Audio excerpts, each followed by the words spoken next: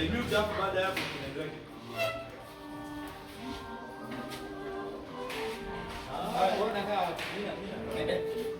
Ndio hiyo basi, sopishe tu.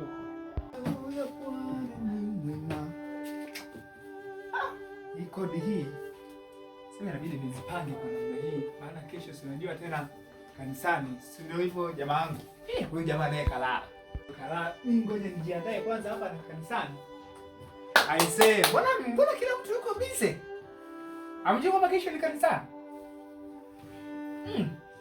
Yaani kila mtu yuko serious. Sawa.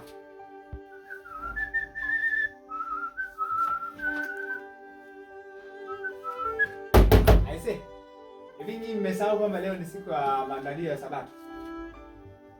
Sinaongea na nyinyi muamke. Ni maandalio ya Sabato eti.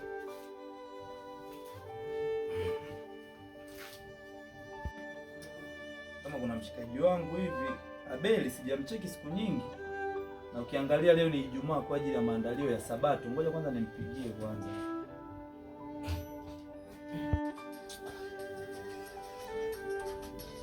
Watu wasumbufu tu nani tena wewe?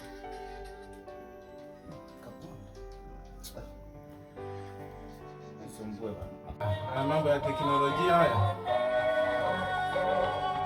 Sabato nayo imeingia, ngoja niweze kujiandaa na Sabato. Maana kesho tuko Chimwaga hivi.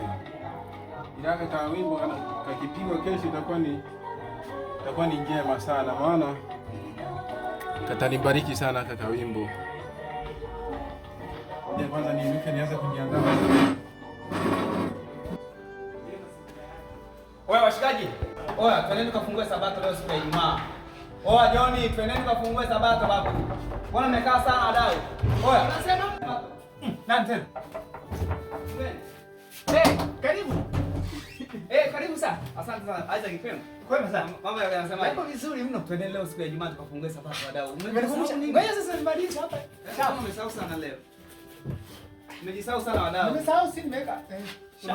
Tunamalizia kaka, tunaenda. Kaka ndo kesho nchukua kuna naweza kwa kesho kia kuwaka na kupendeza. Tena kesho kwamba tunasalia Chimwaga kuna federation, kwa hiyo tutakia kupendeza zaidi na kung'aa. Ila hii kama inaenda hivi nchiona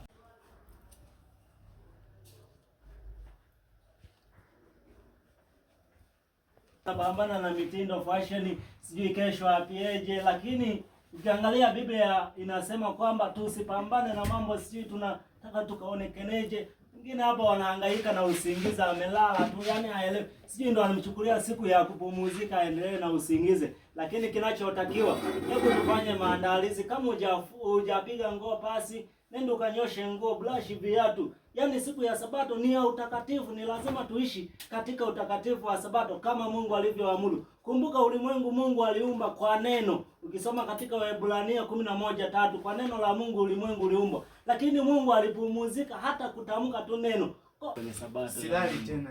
Kwa hiyo hebu tuweni serious. Maana Sabato naioni shaingia kabisa. Hebu tuendeni tukafungue Sabato. Jamani, twendeni kanisani.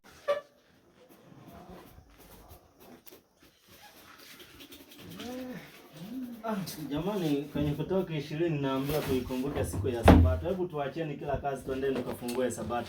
Maana ndilo kusudi ambalo Mungu ametuita duniani ili tufanye. Lazima tuheshimu, maana Sabato ndio ishara pekee ya Mungu na wanadamu. Hakuna ishara nyingine tunayoisubiri. Hebu twendeni jamani, twendeni kwenye Sabato. Twendeni tukafungue Sabato.